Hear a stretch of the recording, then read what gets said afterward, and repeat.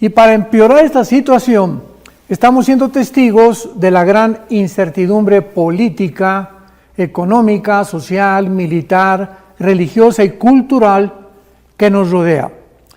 Todos estos fundamentos que sostenían antes a nuestras sociedades están siendo derrumbados ante nuestros propios ojos, porque ya no existen verdaderas democracias. Los valores morales, ya a lo bueno le dicen bueno, a lo malo bueno, a lo bueno malo, ya al mal le dicen bien, al bien le dicen mal, a todos los valores educacionales también. La libre expresión está extinguiéndose en el mundo, las garantías y libertades individuales, etcétera, etcétera. En el Salmo 11, versículo 3, hace 2000 años, el rey David dijo estas palabras: si los fundamentos fueran derrumbados, ¿qué sería de nosotros? En otras palabras, ¿cuáles son los fundamentos que sostienen a una sociedad? Bíblicamente es la familia. La familia y el matrimonio son el fundamento, la piedra angular más importante que existe para que una sociedad sobreviva. Todas las demás cosas que giran alrededor de una sociedad, la economía, la política, la milicia, la educación, etcétera, etcétera, son completamente adicionales. Vuelvo a repetir, esto es muy importante para que nosotros tengamos una perspectiva y una opinión adecuada acerca de lo que realmente en el mundo que vivimos tiene importancia.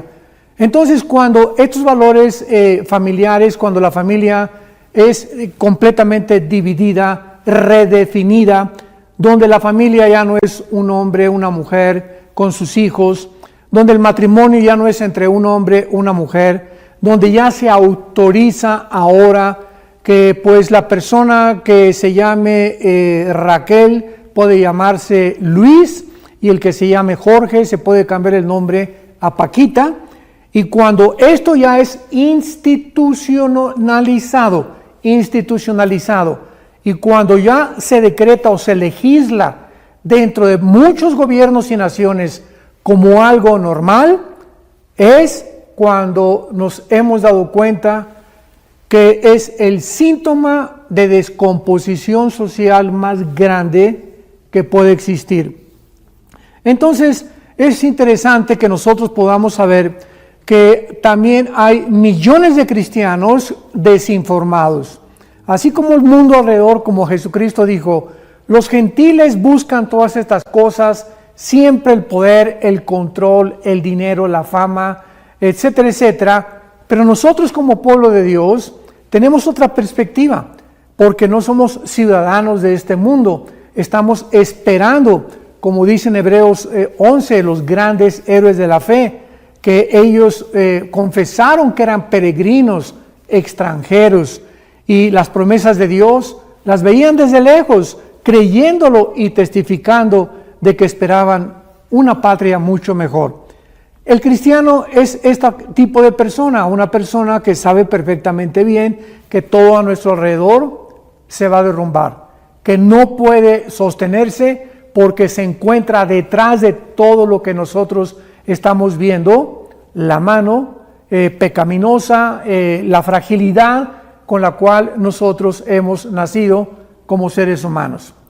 Ahora, muy bien, ¿podía Dios quedarse callado ante tal cúmulo de depravaciones y violaciones a sus santos mandamientos? Desde luego que no. Ya en el Antiguo Testamento, Dios le dijo a Israel: no te mezclarás con mujeres extranjeras, respetarás los mandamientos de Dios, amarás a tu esposa, amarás a tu esposo, serás un ejemplo para tus hijos, etcétera, etcétera. Y dice Dios, si ustedes cumplen mis mandamientos, ¿qué es lo único que Dios nos pide? Yo voy a bendecir tu casa, voy a bendecir tu matrimonio, voy a bendecir tus hijos, voy a bendecir tus alacenas, y además hallarás gracia ante mis ojos y ante los ojos de la sociedad también. Entonces es importante que nosotros nos ubiquemos y sepamos en qué clase de mundo nos encontramos.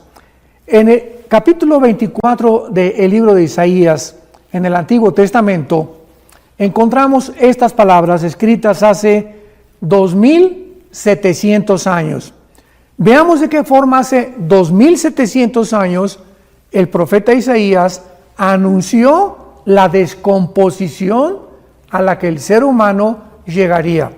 Pero no solamente eso, sino que Isaías también nos revela las causas que se encuentran detrás de la descomposición humana y como ende o como consecuencia y resultado las maldiciones de Dios. Dice Isaías 24, versículo 3 en adelante: la tierra será enteramente vaciada y completamente saqueada, porque Jehová ha pronunciado esta palabra. Se destruyó, cayó la tierra, enfermó, cayó el mundo, enfermaron los altos pueblos de la tierra, y la tierra se contaminó bajo sus moradores. Y escuchemos las tres razones por las cuales Dios, hace 2700 años, a través de la boca del profeta Isaías, pronosticó por qué la tierra se iba a enfermar, porque es como se encuentra el mundo. Tú y yo estamos viviendo en un mundo ya con una enfermedad terminal. El mundo ya está completamente contaminado, no solamente el agua, el aire, la comida, los mares, los ríos, sino que los seres humanos hemos llegado a un punto donde se podía calificar como una transhumanización. Hemos pasado el grado de ser humano para convertirnos casi en animales. Y dice así, la primera razón por la cual el mundo enfermó: traspasaron las leyes, falsearon el derecho, número 2, y número 3, quebrantaron el pacto sempiterno. Vamos a ver en primer lugar la primera razón que Dios explica por qué el ser humano ha llegado a donde ha llegado. ¿Por qué hemos traspasado las leyes? ¿Cuáles leyes? Lógicamente las leyes que Dios estableció. Cuando Dios creó el universo, Él puso leyes cósmicas, la ley del electromagnetismo, la ley de la gravitación, la ley de las fuerzas nucleares débiles y fuertes, etcétera, etcétera. Pero también cuando nos creó a nosotros, nos puso leyes morales, porque no somos dioses.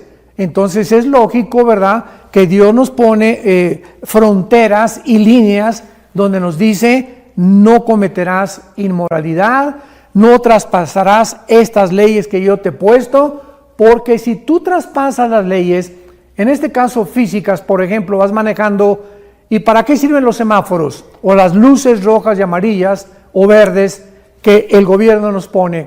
Para decirnos que cuando aparece una ley amarilla, una luz amarilla, sepamos que tenemos que reducir la velocidad, porque viene la roja, y si te pasa la luz roja, pues estás acarreando consecuencias, o te vas a estrellar, o alguien va a chocar contigo, o vas a exponer a tu familia en un peligro tremendo, y finalmente acabarás pues o muerto o en la cárcel, y con una infracción o con un ticket o con un boleto que la policía te va a imponer.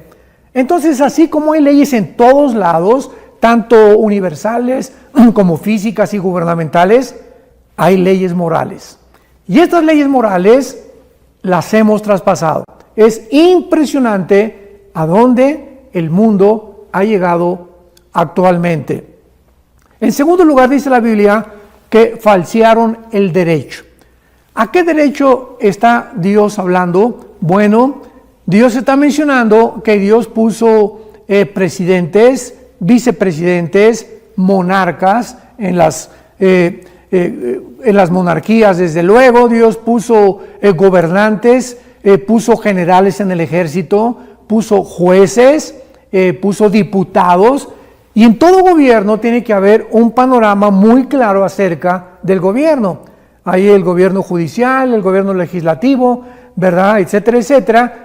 Y cuando los jueces y cuando los gobernantes brincan o traspasan las leyes que Dios ha puesto para que al juzgar a una persona no se le vea si es de color, si es amarillo, o si es chino, o si es blanco, etcétera, etcétera, o si es rico, o si es pobre.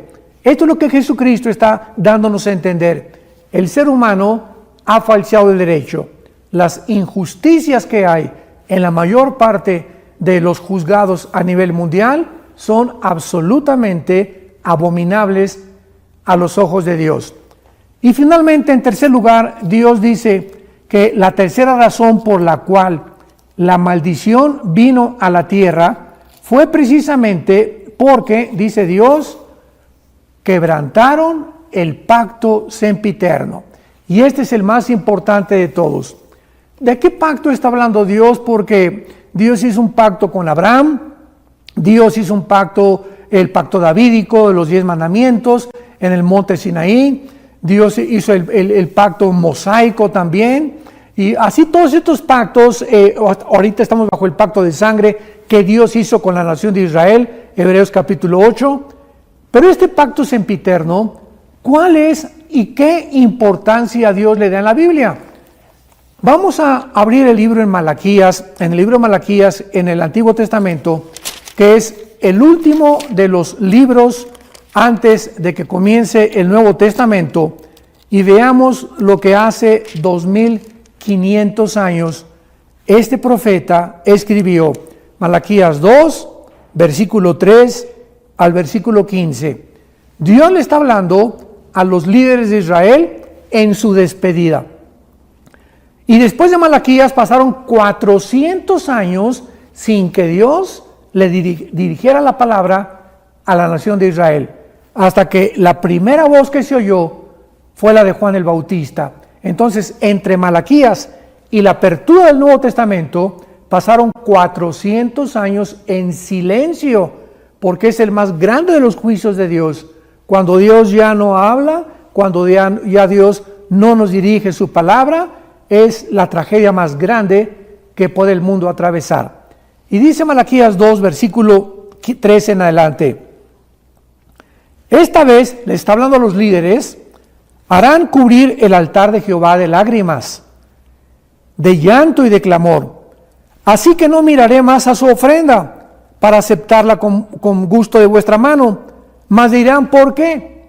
Observemos que la respuesta de los líderes fue, ¿por qué? O sea, habían llegado los líderes religiosos de Israel a desensibilizarse a tal grado que cuando ya oían la voz de Dios, ya no la reconocían. Ya no sabían distinguir entre el bien y entre el mal. Ya no estaban conscientes de los pecados de que Dios los acusaba. Y por eso cuando Dios les dice, ahora van a venir a buscarme y vas a traer tu ofrenda y vas a poner tu mano sobre la Biblia y vas a jurar en el nombre de Dios, ¿sabes una cosa? Te voy a rechazar. Y le preguntan los líderes por qué. Escuchemos la respuesta de Dios. Porque Jehová ha atestiguado entre ti y la mujer de tu juventud, contra la cual has sido desleal, siendo ella tu compañera y la mujer de tu pacto. ¿Qué está hablando aquí Dios a los líderes de Israel? Que ellos estaban en la religión y cumplían con su religión, pero que sin embargo no habían entendido que el matrimonio es un pacto entre Dios y nosotros, entre la sociedad y entre nuestra propia familia. El matrimonio es la institución más santa, más sagrada que Dios ha establecido desde el principio de la creación. Antes de que hubiera gobiernos, antes de que hubiera empresas, Dios estableció como la columna, como el pivote, como el baluarte de la sociedad, el matrimonio entre un hombre y una mujer. Y estos líderes de Israel pues habían violado este pacto, estaban siendo desleales a su esposa, a sus esposas, y ellos ya ni siquiera se habían dado cuenta de que era tan importante a los ojos de Dios. Y entonces en el versículo 15 Dios les explica por qué es tan importante ante sus ojos y por qué nosotros debemos siempre estar continuamente analizando la forma en la que nosotros estamos viviendo con nuestra compañera o con nuestro compañero que Dios nos ha dado para formar una familia. Y dice así, versículo 15, ¿no hizo él uno? O sea, Dios creó al hombre y Dios creó a la mujer, y cuando nos unimos en matrimonio ya no somos dos. Somos dos como individuos, pero ante los ojos de Dios somos una sola entidad. Dios nos ve a los dos como uno. Así que si yo voy a prosperar, mi esposa va a prosperar conmigo. Si yo voy a tener éxito, ella va a estar conmigo. Si yo sufro, ella sufre conmigo. Cuando yo estoy alegre, ella está alegre conmigo. En fin, esto es a los ojos de Dios un matrimonio. Entonces dice Dios que no hizo él uno, habiendo en él abundancia de espíritu. ¿Y por qué uno? Porque buscaba una descendencia para Dios. ¿Qué es lo que está diciendo Dios? Que cuando nos unimos en matrimonio, la descendencia, o sea, nuestros hijos, no son de nosotros. Nuestros hijos son para Dios. Nosotros tenemos solamente la responsabilidad de educarlos, de guiarlos, de darles los principios espirituales que Dios nos ha puesto, pero nuestros hijos son de Dios y son prestados, ¿verdad? Porque nos duran, ¿verdad? Mientras son niños están con nosotros, llegan a la juventud y se casan, forman su familia, y esa semilla que ellos van a tener, o sea, nuestros nietos, van a ser santos también, porque dice el Salmo 112, versículo 2, la descendencia de los justos será bendita. Entonces Dios está diciéndonos que Él anhela que nuestra descendencia sea bendita y que esta semilla Él la ha bendecido. Y dice más adelante, Dios, guárdense pues, cuídense en vuestro espíritu y no sean desleales para con la mujer de vuestra juventud. Esto es, regresamos a Isaías 24, versículo 5, donde Dios acusa a los seres humanos, en su mayoría, de que han traspasado el pacto de su matrimonio. Entonces ahorita vemos que ya ni siquiera hay el matrimonio. Ya hay matrimonios entre hombres, matrimonios entre mujeres, y hay matrimonios que tal vez tienen ya 15, 10 años juntos, pero divorciados hace mucho tiempo emocionalmente. Y esta es la razón por la cual aquí nosotros en Vida Nueva para el Mundo tenemos seminarios continuos de matrimonios, como el que tenemos cada octubre en la preciosa Riviera Maya, para invitar a todos estos matrimonios cristianos o no cristianos que vengan y que entiendan a través de las Escrituras las responsabilidades que cada uno de nosotros tenemos delante de Dios, para que Dios nos pueda bendecir, porque vivimos tiempos en los que tal vez tú puedas prosperar económicamente, o ya llegaste a ser diputado, o ya tienes una empresa, o ya tienes cantidad de dinero, pero sin embargo, si tu matrimonio y tu familia no están a los ojos de Dios bendecidos, todo aquello que tú tienes no te va a durar, va a ser temporal. Y dice el versículo 6 de Isaías 24, por esta causa la maldición consumió la tierra. Por esta causa nuestros pecados hacen que la tierra a nuestro alrededor se vuelva contra nosotros. Ahora podemos dar una respuesta, porque en los últimos 10, 15 años han aumentado los tsunamis, los terremotos, los huracanes, los tornados, las inundaciones, los incendios en diferentes partes del mundo, la deforestación. Estaba leyendo en la mañana que en el Polo Norte se está deshielando con una velocidad tremenda todo aquello que mantiene el estado climático. ¿Qué le está pasando al mundo? Bueno, la respuesta está en la Biblia.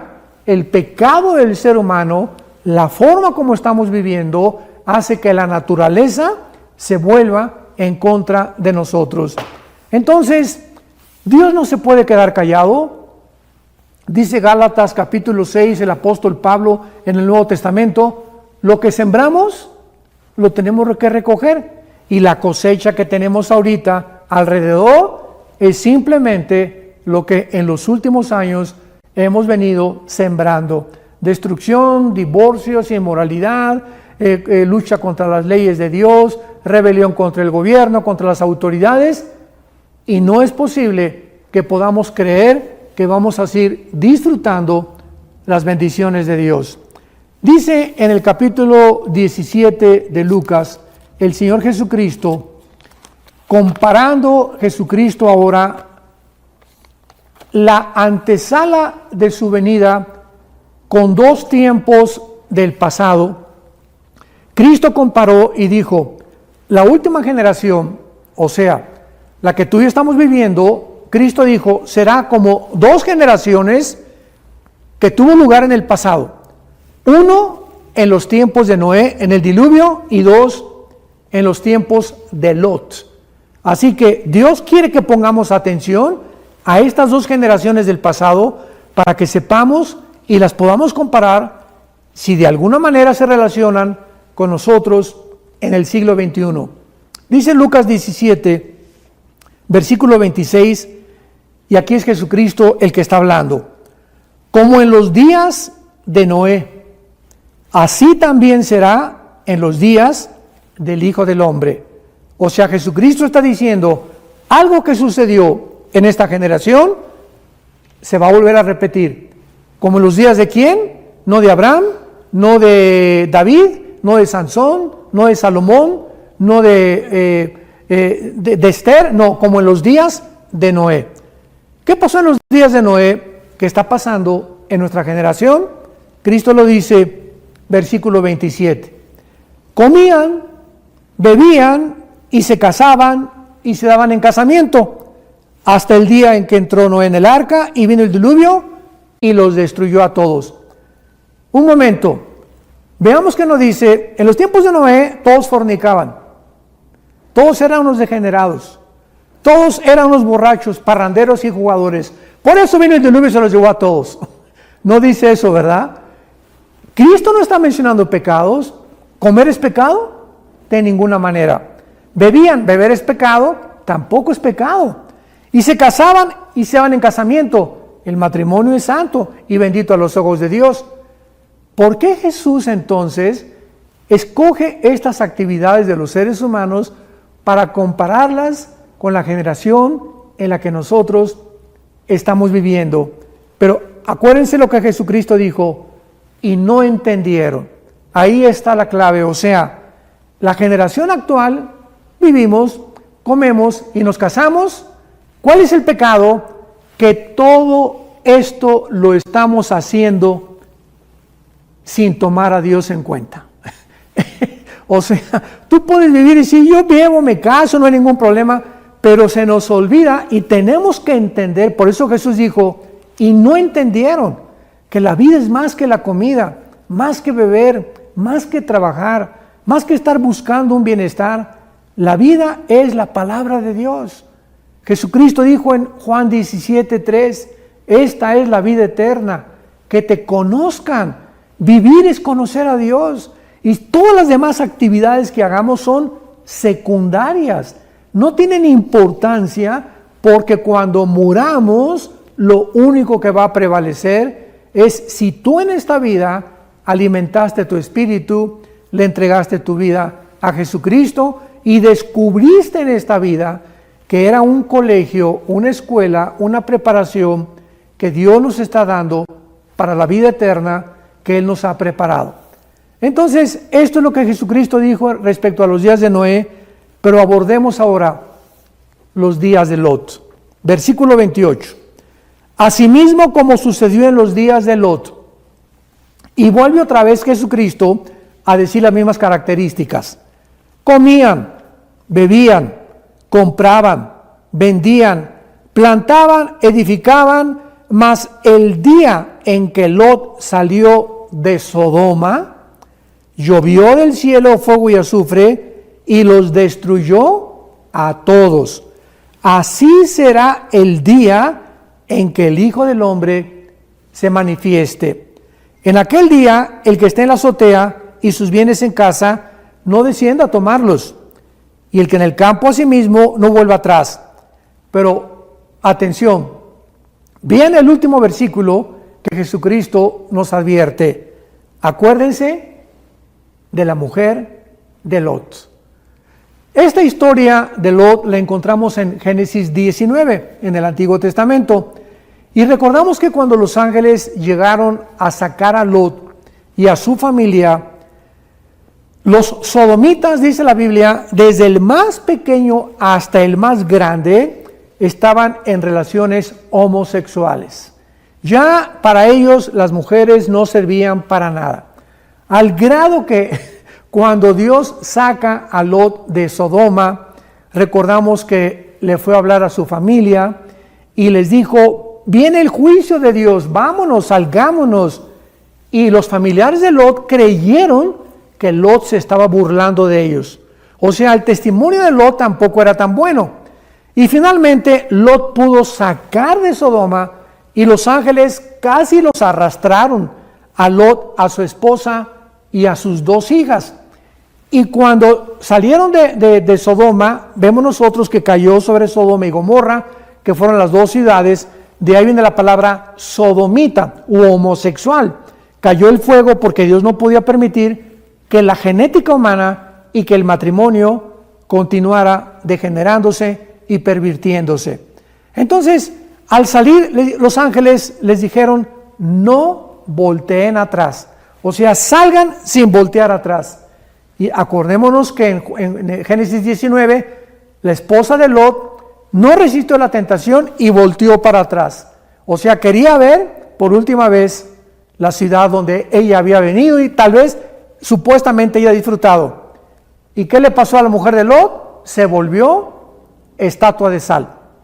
¿Por qué Cristo quiere que pongamos la atención principalmente en la mujer de Lot?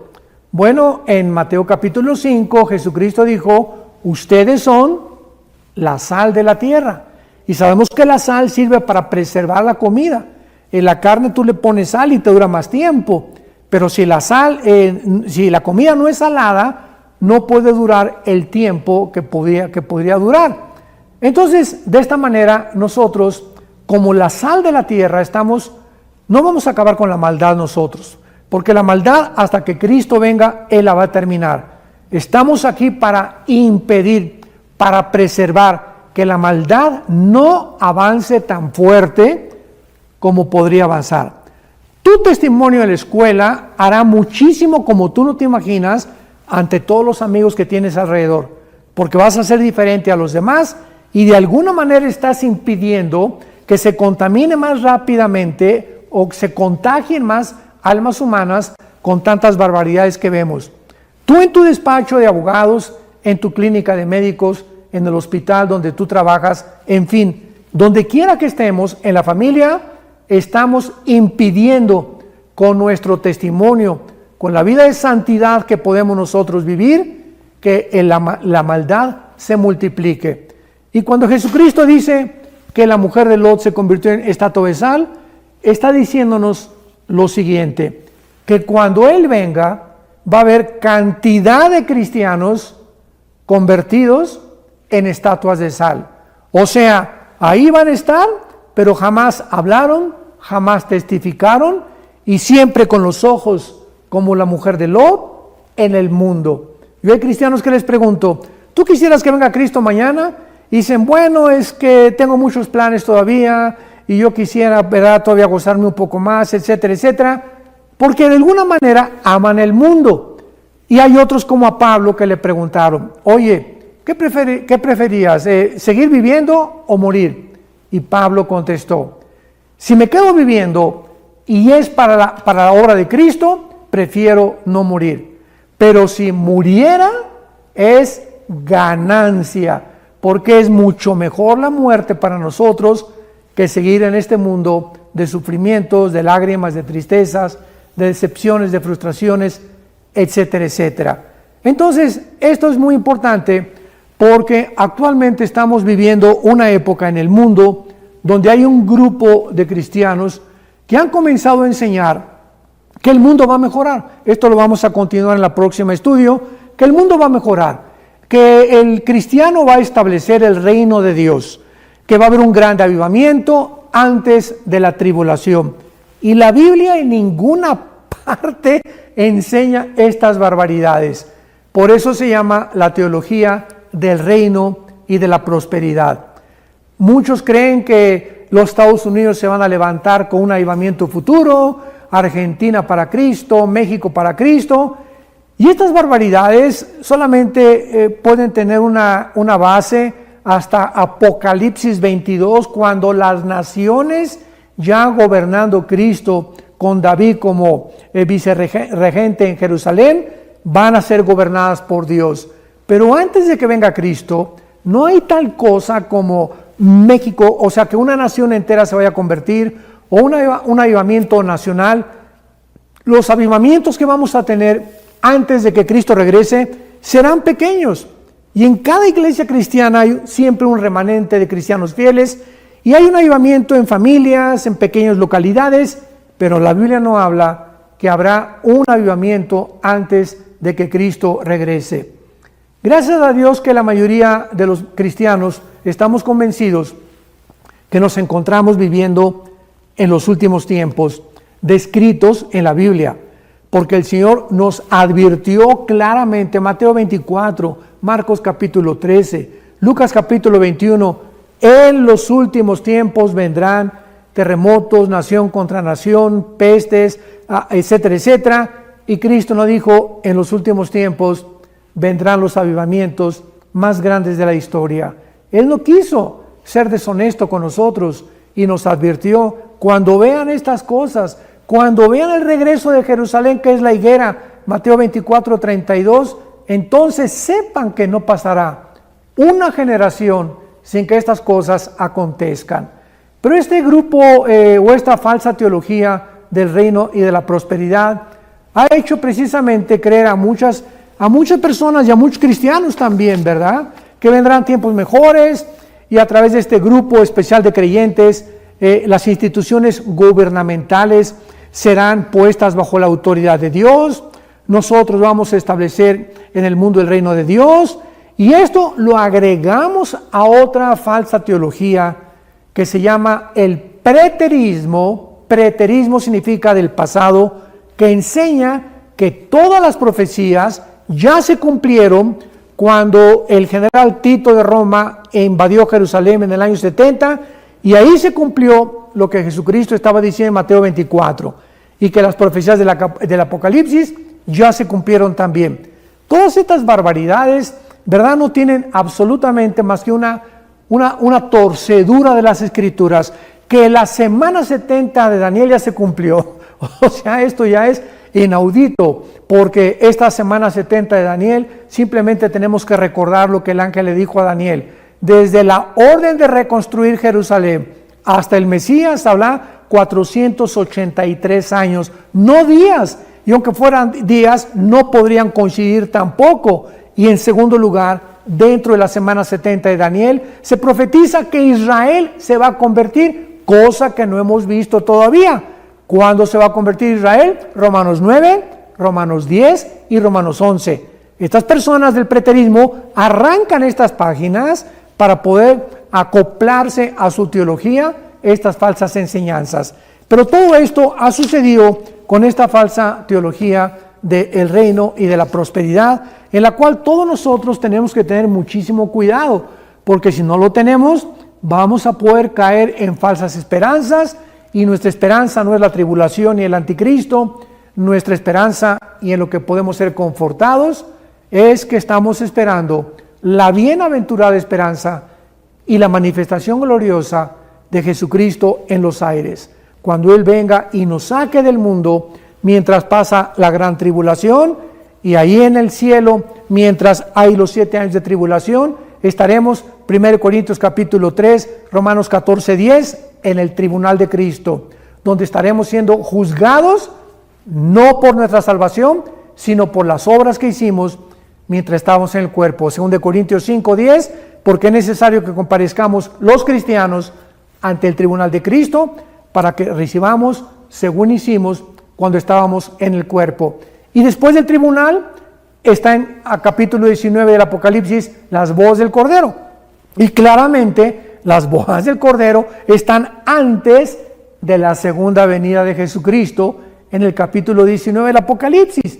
Toda esta cronología es tan clara en la Biblia, pero hay personas que ya están completamente adentradas de una forma dogmática y donde llegan todavía al grado de que si tú no crees como ellos, te consideran o un mentiroso o un falso profeta, y no de ninguna manera.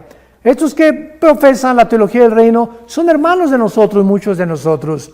Los que creen que el rapto y la segunda venida de Cristo van a tener lugar en el mismo tiempo, son hermanos de nosotros.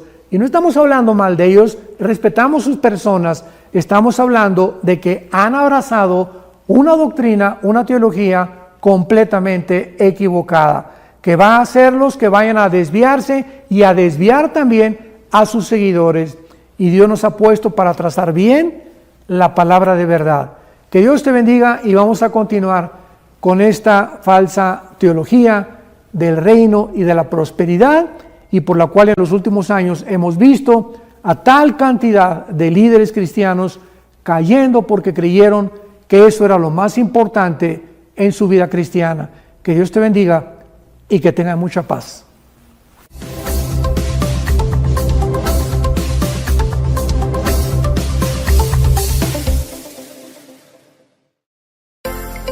Vida Nueva para el Mundo se sostiene y propaga el mensaje de salvación de Jesucristo gracias a Dios y a tus donativos. Llevemos juntos el Evangelio de Jesucristo al mundo entero. Realizamos eventos, seminarios, congresos y diferentes programas para dar a conocer el mensaje de salvación y el poder de nuestro Señor, transformando y edificando vidas de mujeres, hombres, niños alrededor del mundo. ¿Qué pasa cuando decides hacer tu donativo? Aunque no puedas llevar la palabra personalmente a todo el mundo, de esta forma lo estás haciendo. Con tus donativos o aportaciones, estás sembrando y formando parte de lo que Dios está haciendo en su obra. Estás ayudando a traer luz a la oscuridad, paz al conflicto y esperanza a los que no tienen ninguna. Dona desde México.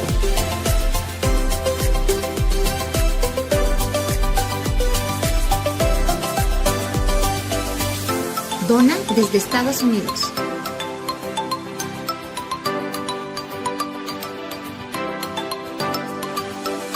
Para el resto de donaciones de otras partes del mundo, www.vidanuevaparelmundo.org.mx/dona.